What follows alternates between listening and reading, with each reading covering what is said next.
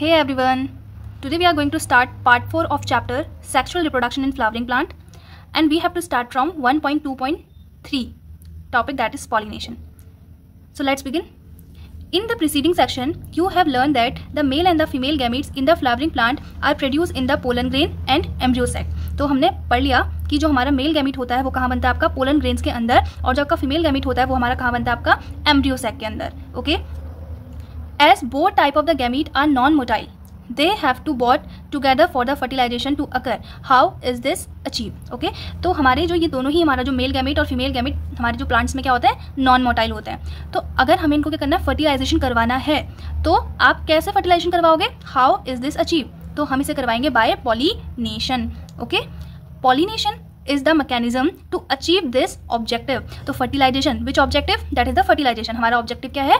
fertilization करवाना. तो जब हमें क्या करवाना पड़ता है, pollination करवाना पड़ता है, if we want कि हमारा fertilization हो जाए किसी भी plant का. ओके, तो अब pollination क्या होता है? Transfer of pollen grain. ठीक है, कहाँ से आते हैं? Shed from the anther to the stigma of a pistil is called as pollination. ठीक है, transfer of pollen grain to the stigma of the pistil is called as pollination. Okay. Flowering plant have evolved an amazing array of adaptation to achieve pollination. They make use of external agent to achieve pollination. Okay, तो flowering plant ने क्या करा कि हमारे कुछ external sources का use करना start किया ताकि वो अपने आप में पॉलिनेशन करवा पाए. ओके, तो वो यूज़ करते हैं क्या, कुछ एक्सटर्नल सोर्सेज. अब वो एक्सटर्नल सोर्सेज क्या होते हैं? Can you list the possible external agents? Yes, कुछ आपके होते हैं एबायोटिक और कुछ आपके होते हैं बायोटिक. एबायोटिक क्या होते हैं? जो कि नॉन लिविंग कंपोनेंट्स होते हैं, जैसे कि वाटर और विंड. और कुछ हमारे बायोटिक यूज करते हैं, मतलब जो हमारे लिविंग कंपोनेंट्स होते हैं, जैसे कि हमारे इंसेक्ट और birds. Okay, now we are going to start with the kind of pollinations. One by one we will be discussing all the types of pollination that the plant do. Okay, kinds of pollination. Depending upon the source of pollen, pollination can be divided into 3 types. Okay, तो sources के basis पे हमारा जो pollination होता है वो 3 type का है, and the first one is autogamy. Okay, so let's start with the autogamy. Autogamy, in this type of pollination is achieve with in the same flower. Transfer of pollen grain from the anther to the stigma of the same flower. Okay, I will explain it better. तो क्या होता है इसमें, जब आपका जो pollination हो रहा है वो प्लांट भी सेम होता है और फ्लावर भी सेम होता है. Okay, in normal flower which opens and expose the anther and the stigma, complete autogamy is rather rare. Autogamy in such flower required synchrony in the pollen released and stigma receptivity, and also the anther and the stigma should lie close to each other so that self pollination can occur. Some plants such as Viola, जिसको आप बोलते हो common pansy, Oxalis and Commelina produce 2 type of flowers. तो पहले हम autogamy को समझते हैं. ठीक है, तो ऑटोगेमी में क्या होता है, आपका आपका सिंगल प्लांट होता है. ओके, आपका एक सिंगल प्लांट होता है और उसी प्लांट के जो फ्लावर्स होते हैं वो सेम ही फ्लावर में हमारा क्या हो रहा होता है, फर्टिलाइजेशन हो रहा होता है. ओके, ऑटोगेमी में क्या होता है, आपका सेम ही प्लांट के सेम ही फ्लावर में आपका फर्टिलाइजेशन हो रहा होता है. लेकिन कंप्लीट ऑटोगेमी जो होती है हमारे कुछ फ्लावर्स में क्या होती है, पॉसिबल नहीं होती है, जिनका जो एंथर और स्टिग्मा है वो एक्सपोज रहता है. उन हमारे प्लांट्स में कंप्लीट ऑटोगेमी थोड़ी सी रेयर हो जाती है. तो अगर हमें कंप्लीट ऑटोगेमी करवानी है तो आपकी क्या होनी चाहिए, सिंक्रोनी होनी चाहिए और रिसेप्टिविटी होनी चाहिए स्टिग्मा की. सिंक्रोनी और रिसेप्टिविटी मतलब क्या, कि स्टिग्मा ने वो पोलन ग्रेन लेना चाहिए, और सिंक्रोनी दोनों का सेम टाइम पे मैच्योरेशन होना चाहिए. मतलब जिस टाइम पे एंथर मैच्योर कर रहा है उसी टाइम पे हमारा जो फीमेल पार्ट है उसने भी मैच्योर हो जाना चाहिए. ठीक है, अगर आपको क्या करवाना है, फर्टिलाइजेशन करवाना है तो. ओके, तो और हमारा क्या लिखा है, अगर आपको सेल्फ पॉलिनेशन करवाना है तो वो दोनों क्या होनी चाहिए, बहुत क्लोज होनी चाहिए, तभी जाके आपका होगा. तो जो हमारी ऑटोगेमी होती है वो कंप्लीट क्या होती है, आपकी सेल्फ पॉलिनेशन होता है यहाँ पर. ठीक है, तो यहाँ पर हमारा क्या होता है, देखो जो हमारी ऑटोगेमी होती है वो जेनेटिकली और फंक्शनली सेल्फ पॉलिनेशन होता है. ठीक है, जेनेटिकली भी सेल्फ पॉलिनेशन होता है इसमें और फंक्शनली भी सेल्फ पॉलिनेशन होता है हमारा किसमें, ऑटोगेमी में. ओके, तो अब हमने यहाँ पर बात की थी, हमारे पास कुछ ऐसे फ्लावर्स होते हैं जो 2 टाइप ऑफ फ्लावर्स हमारे बियर करते हैं. एक होते हैं चेस्मोगेमस और एक होते हैं क्लेस्टोगेमस. चेस्मोगेमस क्या होता है, flower which are similar to the flower of the other species with expose anther and the stigma. तो हमारे चेस्मोगेमस फ्लावर में क्या होता है, आपका जो एंथर और स्टिग्मा है वो क्या रहता है, आपका एक्सपोज रहता है.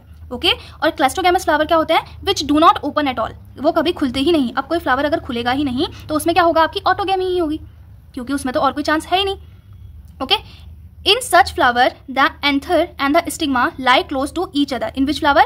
Cleistogamous flower. ठीक है, where the anther dehiscence in the flower buds, pollen grain come in contact with the stigma to effect pollination. Thus, cleistogamous flower are invariably autogamous. तो ये हमारे जो क्लेस्टोगैमस फ्लावर होते हैं ये आपकी ऑटोगैमी ही दिखाते हैं. As there are no chances of the cross pollination, क्योंकि क्रॉस पॉलिनेशन का तो कोई चांस ही नहीं है, क्योंकि वो हमेशा क्या रहते हैं, क्लोज ही रहते हैं. On the stigma, cleistogamous flower produce assure seed set even in the absence of the pollinator. Okay, do you think cleistogamous is advantage और डिसएडवांटेज? तो देखो, क्लेस्टोगैमस फ्लावर को फर्क नहीं पड़ता कि उनके पास कोई पॉलिनेटर आए या ना आए. ठीक है, तो क्लेस्टोगैमस फ्लावर को कोई फर्क नहीं पड़ता कि उनके पास पॉलिनेटर आ रहा है या नहीं आ रहा है, क्योंकि वो तो हमेशा क्लोज ही रहते हैं. तो उनमें क्या होता है, आपका ऑटोगेमी हो ही जाती है, तो फर्टिलाइजेशन हो ही जाता है. अब देखो क्या पूछा है कि आपके लिए क्या जो हमारा एडवांटेज है या डिसएडवांटेज है क्लेस्टोगैमस फ्लावर. तो एडवांटेज भी है इसका, डिसएडवांटेज है भी है. ठीक है, एडवांटेज क्या है कि एश्योर सीड सेटिंग होगी इसमें, कोई चाहे पॉलिनेटर आए या ना आए, सीड सेटिंग होगी तो पॉलिनेशन हो ही जाएगा, फर्टिलाइजेशन हो ही जाएगा. और डिसएडवांटेज क्या है कि इसमें इनब्रीडिंग डिप्रेशन आ जाएगा.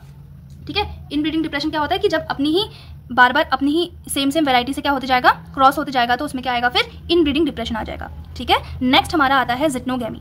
Transfer of pollen grain from the anther to the stigma of the another flower of the same plant. अब प्लांट सेम है, बस फ्लावर अलग हो गया. ठीक है, although geitonogamy is functionally cross pollination. लग तो रहा है कि क्रॉस पॉलिनेशन हुआ है, लेकिन प्लांट तो सेम है. इन्वॉल्व अ पॉलिनेटिंग एजेंट, क्योंकि इसमें हमें पॉलिनेटिंग एजेंट चाहिएगा, इसीलिए फंक्शनली तो क्या है, ये आपका क्रॉस पॉलिनेशन है. बट जेनेटिकली प्लांट तो सेम है, तो genetically it is similar to the autogamy. ठीक है, genetically it is similar to autogamy since the pollen grain come from the same plant. Okay, after that is xenogamy. Transfer of pollen grain from anther to the stigma of different plant. अब plant भी different है. ठीक है, अब plant भी आपका different है, और अब आप बोल सकते हो कि यहाँ पर पॉलिनेटिंग, अब देखो प्लांट डिफरेंट हो तो आपको पॉलिनेटिंग एजेंट तो चाहिएगा ही, और दूसरा प्लांट है तो यहाँ पर जेनेटिकल वेरिएशन भी आएगा. तो it is functionally cross pollination as well as genetically भी क्रॉस पॉलिनेशन होता है. ठीक है, transfer of pollen grain from anther to the stigma of the different plant. This is only type of pollination which during pollination bring genetically different types of pollen grain to the stigma. यहाँ पर genetical variation भी आता है और functional variation भी आता है.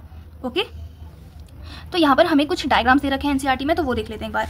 तो ये वाला जो हमारा डायग्राम है, ये हमारा क्या है, सेल्फ पॉलिनेटिंग फ्लावर का डायग्राम है, पी, जो कि क्या करता है, आपका सेल्फ पॉलिनेशन करता है. नेक्स्ट हमारा क्या है, सनफ्लावर है, जो कि हमारा क्रॉस पॉलिनेशन का एग्जांपल है.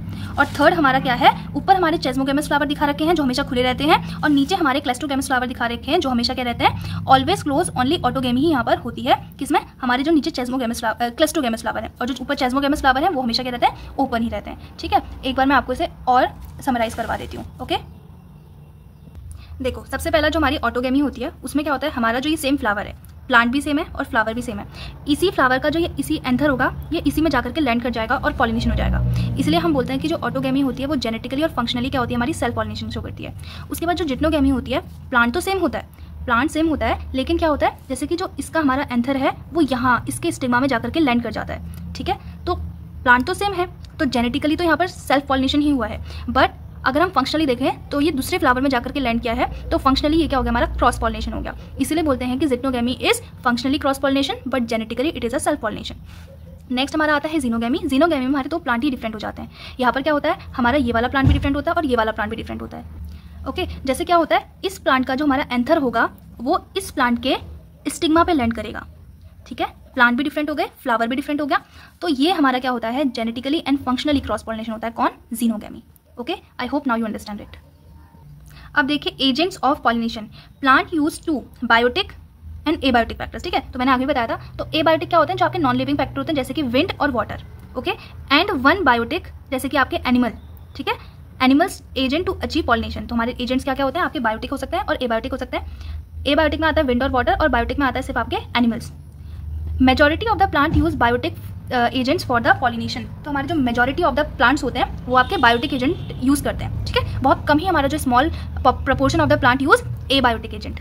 तो हमारे जो मोस्ट ऑफ द प्लांट्स होते हैं वो बायोटिक एजेंट यूज करते हैं, कुछ जो small proportion of the plant होता है वो एबायोटिक एजेंट्स का यूज करता है. Okay, pollen grain coming in contact with the stigma is a chance factor in both wind and water pollination. ठीक है, तो ये क्या होता है, चांस की बात होती है कि water pollination. To compensate for this uncertainty and associated loss of pollen grain, the flower produce enormous amount of pollen when compared to the number of the ovules available for pollination. तो देखो क्या होता है ना कि wind और water से मे भी ऐसा हो सकता है कि आपका पॉलिनेशन हो जाए। तो प्लांट चाहता है कि उसका पॉलिनेशन हो, फर्टिलाइजेशन उसका हो, उसकी आगे की जनरेशन आए। तो इसको ये अनसर्टेनिटी को हटाने के लिए, कंपनसेट करने के लिए जो प्लांट होता है वो क्या करता है, आपका बहुत लार्ज अमाउंट में पोलन प्रोड्यूस करता है, ठीक है, as compare to the ovule. बहुत ज़्यादा आपके पोलन जो होता है वो बहुत सारे पोलन रिलीज करता है as compare to the number of the ovule, जब हमारा जो पॉलिनेशन होता है वो विंड और वाटर के थ्रू हो रहा होता है। ओके, अब देखो जो आपका एबायोटिक कंडीशंस होती हैं उसमें भी pollination by wind is more common among abiotic pollination. अब एबायोटिक पॉलिनेशन में भी जो हमारा मोस्ट कॉमन होता है वो क्या होता है, wind as compare to the water, ठीक है। Wind pollination also required that pollen grain are light and non sticky. तो ये आता है कि जो हमारा अगर आपको पॉलिनेशन करवाना है थ्रू विंड तो क्या क्या हमारे रिक्वायरमेंट्स होते हैं, ठीक है। तो पहला रिक्वायरमेंट क्या है कि पोलन ग्रेन जो होता है वो लाइट होना चाहिए, नॉन स्टिकी होना चाहिए, so that they can be transported in the wind current, है ना।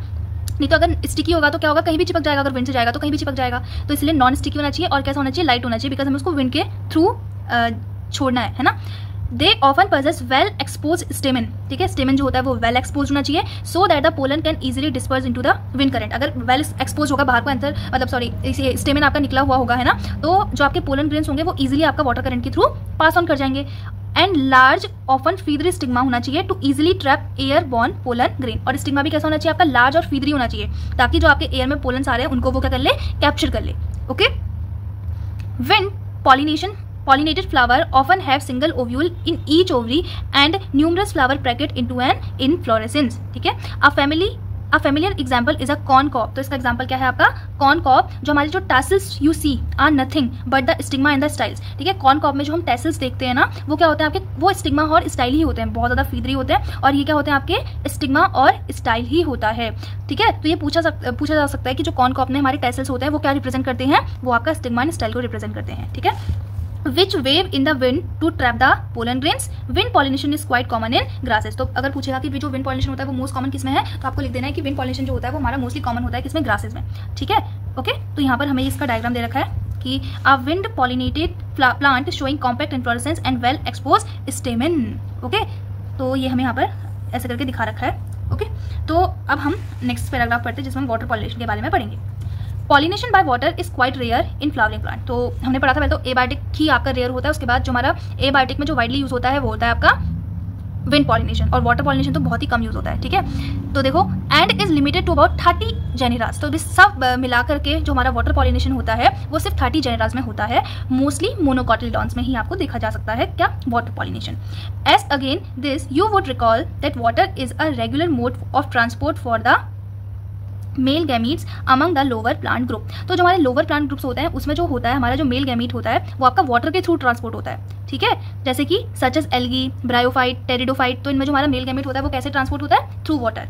Okay, it is believe particularly for some bryophytes and pteridophytes that their distribution is limited because of the need for the water for the transport of male gamete and fertilization। तो हमारे जो आपके कुछ हमारे जो bryophytes और pteridophytes होते हैं वो आपको कुछ ही रीजन तक मिलते हैं। ऐसा क्यों होता है, क्योंकि उनको वाटर चाहिए होता है फॉर द पॉलिनेशन। अगर वाटर ही नहीं मिलेगा तो वो आप कहीं वाटर नहीं होगा तो फर्टिलाइजेशन नहीं होगा, फर्टिलाइजेशन नहीं होगा तो नेक्स्ट जनरेशन उसकी कैसे आएगी, तो वो आपको नहीं मिलेगा। इसीलिए उसका जो एरिया होता है वो क्या होता है आपका, लिमिटेड होता है, ठीक है।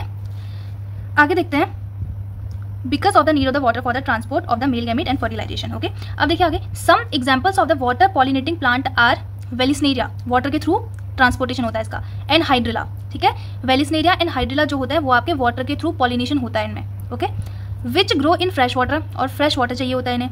एंड हमारी कुछ सेवरल मरीन सी ग्रासेस सच एज जोस्टर, ठीक है। तो जोस्टर भी जो होती है वो क्या होती है, हमारी मरीन सी ग्रासेस होती है, ओके, जिनको वाटर चाहिए होता है for the pollination.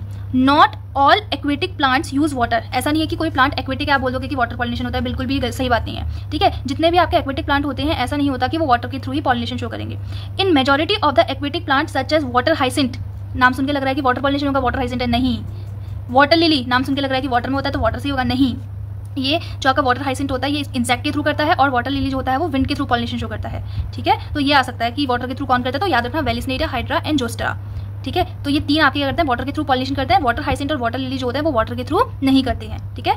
The flower emerges above the level of the water and are pollinated by the insect and wind as in most of the land plants, ठीक है। तो जैसे कि हमारा लैंड प्लांट्स में होता है ना, वैसा ही हमारा किसमें होता है, वाटर हाइसिंट और वाटर लिली में क्या होता है कि जो आपका फ्लावर होता है वो आपका ऊपर आ जाता है पानी से, और फिर उसको इंसेक्ट और विंड के थ्रू जो होता है इसका पॉलिनेशन हो जाता है, ठीक है। जैसे कि हमारे प्लांट्स में होता है जो कि लैंड में रहते हैं। इन वेलिसनेरिया, अब देखो वेलिसनेरिया के बारे में यहाँ पर कुछ बताया है। The female flower reaches the surface of the water by a long stalk and the male flower और the pollen grain are release on to the surface of the water. ठीक है, तो वेलिसनेरिया में जो हमारा फ्लावर होता है वो क्या करता है, रीच कर जाता है कहाँ, सर्फेस ऑफ वाटर में। और जो हमारा क्या होता है, जो हमारे मेल फ्लावर या फिर आपके जो पोलन ग्रेन होते हैं वो कहाँ रिलीज करने होते हैं, सरफेस ऑफ द वाटर में रिलीज करने होते हैं। और फिर आपका क्या हो जाता है, फर्टिलाइजेशन हो जाता है। ठीक है, they are carried passively by the water current, water के थ्रू ये पास करेंगे। Some of them eventually reach the female flower and the stigma in the another group of the water pollinating flower plants such as sea grasses, जैसे कि Zostera.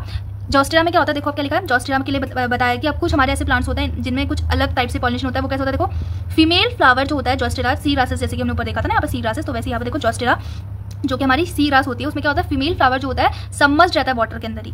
ठीक है, and the pollen grain are release inside of the water. ठीक है, तो पहला तो आपने वेलिसनेरिया देखा, वेलिसनेरिया में क्या होता है, जो फ्लावर होता है वो ऊपर आ जाता है, तो हमारा जो हमारी जो पोलन ग्रेन्स है वो भी हमारे क्या होता है, सरफेस ऑफ द वाटर में रिलीज होता है और पॉलिनेशन हो जाता है। दूसरा हमारा क्या है, हमारी कुछ सी ग्रासेस होती है, जैसे कि हमारा जोस्टेरा में क्या होता है, आपका जो फीमेल फ्लावर होता है वो अंदर ही सबमर्ज रहता है इन द वाटर, और फिर उसके बाद क्या होता है, पोलन ग्रेन जो होता है वो हमारे वाटर के अंदर ही रिलीज हो जाते हैं। ठीक है, pollen grain in many such species, अब देखो बहुत सारी पोलन ग्रेन की कुछ प्रॉपर्टीज दे रखी है, कैसी होती है, long ribbon like and they are carried passively inside the water. तो पोलन ग्रेन कैसे होते हैं, इनके लिए हमारे लॉन्ग होते हैं, रिबन लाइक होते हैं और पैसिवली वाटर के थ्रू जाते हैं। ठीक है, some of them reach the stigma and achieve pollination. ठीक है, तो क्या होता है आपका फिर पॉलिनेशन हो जाएगा, और पॉलिनेशन हो जाएगा तो फिर आपका फर्टिलाइजेशन भी हो ही जाएगा। ठीक है, in most of the water pollinating species pollen grain are protected by from wetting by a mucilaginous covering. तो देखो याद रखना कि जो हमारी वाटर पॉलिनेटिंग स्पीसीज होती हैं उसमें जो पोलन ग्रेन होता है वो अपने को वाटर से कैसे बचाता है, अपने को भीगने से, वेटिंग से कैसे बचाता है, उसमें क्या होती है, म्यूसिलेजिनस कवरिंग होती है। ठीक है, इंपॉर्टेंट है, याद रख लेना। ठीक है, both wind and water pollinated flower are not very colourful, तो हमारी जरूरत भी नहीं है, विंड और वाटर जो से जिनका पॉलिनेशन होता है हमारे जिन फ्लावर्स का, वो ना ही आपके ज़्यादा कलरफुल होते हैं और कुछ हमारा नेक्टर भी प्रोड्यूस नहीं करते हैं, है ना। What would be the reason for this? ठीक है, तो क्या रीजन होगा, क्योंकि हमें चाहिए ही नहीं, क्योंकि उन्हें किसी को अट्रैक्ट करना ही नहीं है ना, तो क्योंकि उन्हें तो विंड और वाटर से आपका पॉलिनेशन शो करना है, तो उन्हें कलरफुल होने की और नेक्टर प्रोड्यूस करने की जरूरत ही नहीं है। क्योंकि अगर कलरफुल और नेक्टर प्रोड्यूस करेंगे किसमें, जब उनको किससे पॉलिनेशन करवाना होगा, इंसेक्ट से पॉलिनेशन करवाना होगा, ताकि इंसेक्ट उनकी तरफ को अट्रैक्ट हो और फिर उनका जो है वो पॉलिनेशन हो जाए, ताकि आगे उनका फर्टिलाइजेशन का प्रोसेस हो पाए। ओके, अब हम पढ़ेंगे आपका इंसेक्ट से पॉलिनेशन कैसे होता है। अब जो इंसेक्ट से पॉलिनेशन होगा वो हमारे फ्लावर्स होंगे वो आपके कलरफुल भी होंगे और नेक्टर भी प्रोड्यूस करेंगे। Okay, majority of the flowering plant use a range of animal as pollinating agent, bees, butterflies, flies, beetles, wasp, ant, moth, birds. Birds में भी कौन सी bird, sunbird and humming bird. ठीक है, and bats are the common pollinating agent among the insect या फिर animal pollinators. ठीक है, among the animal insect, particularly bees, are the dominant biotic pollinating agent. Even larger animals such as primate, lemurs, arboreal, tree dwellers, rodents और even reptile जैसे कि क्या आपकी gecko lizard and the garden lizard have been reported as a pollinators in some species. Okay, अब आगे देखो, often flowers of animal pollinated plants are specially adapted for a particular species of an animal. तो देखो हर एक plant जो होगा ना वो एक पर्टिकुलर एनिमल के थ्रू ही पॉलिनेशन शो कर पाएगा। ठीक है, जैसे मेरा रोज का प्लांट है, सपोज मैं बता रही हूँ, जैसे रोज का प्लांट है, रोज का प्लांट जो होता है वो हमारी बी, जब बी उससे क्या करेगी, उसमें पोलन ग्रेन वगैरह लेकर जाएगी, तो तभी जाकर उसमें क्या होगा, पॉलिनेशन हो पाएगा सपोज। तो अगर वहाँ पर क्या होती है, लिजार्ड आ जाती है ना, या फिर आपका ट्री ड्वेलर आ जाता है ना, वो आपका वहाँ पर अगर पॉलिनेशन सपोज कर रहा है तो उसके थ्रू नहीं होगा उसमें। तो पर्टिकुलर एक प्लांट के लिए हमारा क्या होता है, पर्टिकुलर पॉलिनेटिंग एजेंट होता है। ठीक है, ओके, जैसे हम एक शॉप में गए, कपड़ों की शॉप में गए, तो वहाँ पर कपड़े ही मिलेंगे, है ना, ऐसा तो है नहीं कि वहाँ पर बर्तन मिलने लगे। तो सेम वैसा ही है, अगर आपको जैसे रोज़ को पॉलिनेशन शो करना है तो एक पर्टिकुलर उसके लिए इंसेक्ट होगा जो उसको क्या कर पाएगा, पॉलिनेशन शो कर पाएगा उसके थ्रू। ठीक है, और जैसे हिबिस्कस के लिए कोई ऐसा इंसेक्ट होगा जो बस आपका हिबिस्कस को ही पॉलिनेट करवाए। ओके, तो वैसे ही majority of the insect pollinated flowers are large. जो देखो इसकी प्रॉपर्टी है इंसेक्ट पॉलिनेशन की।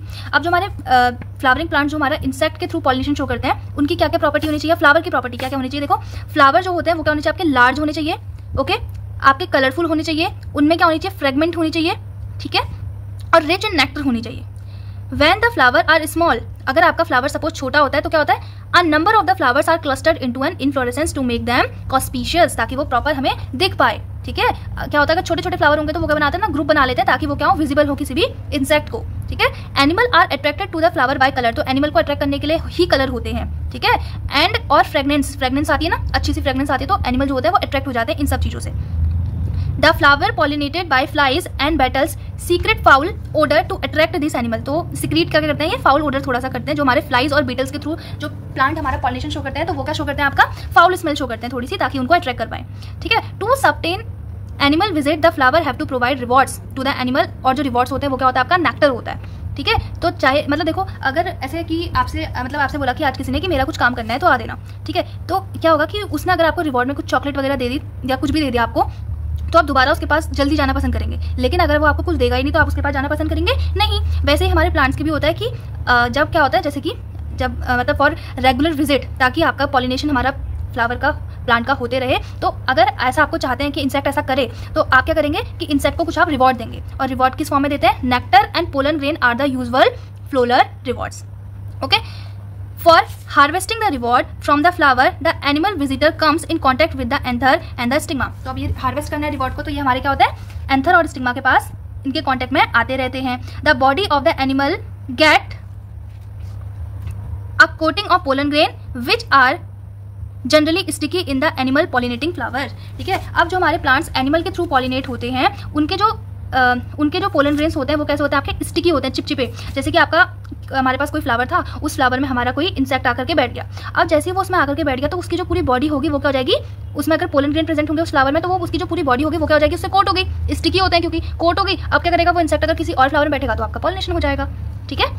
When the animal carry pollen on its body come in contact with the stigma, it brings about pollination. Okay, अब देखो नेक्स्ट सेकंड लास्ट मतलब second last paragraph है। In some species, let's see, in some species floral rewards are in providing safe place तो to lay egg, ठीक है। तो कुछ में क्या होता है, कुछ स्पीसीज जो होती है वो उसको सेफ प्लेस प्रोवाइड करती है ताकि वो क्या कर पाए, ले कर पाए एग्स को, ठीक है। इसका एग्जाम्पल क्या है, आपका टॉलेस्ट फ्लावर एमोर्फोफेलस, ठीक है। हमारा जो टॉलेस्ट फ्लावर होता है उसका नाम है Amorphophallus. The flower itself is about 6 feet in height, ठीक है।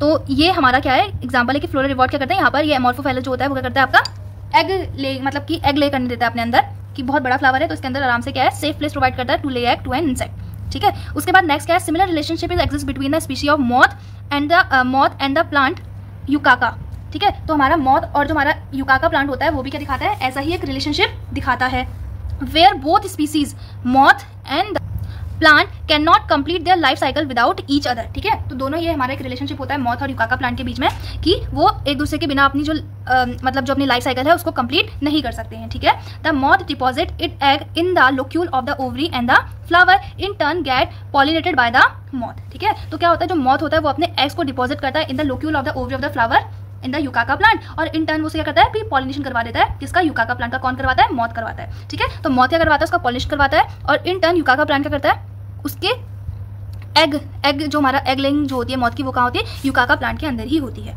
ठीक है। The larva of the moth come out of the egg as the seed start developing, ठीक है। जैसे जैसे आपकी सीड डेवलप होना स्टार्ट हो जाती है, वैसे वैसे हमारा जो मॉथ होता है वो भी हमारा बाहर आने लगता है, ठीक है, एग के बाहर आने लगता है हमारा जो मॉथ होता है, ओके।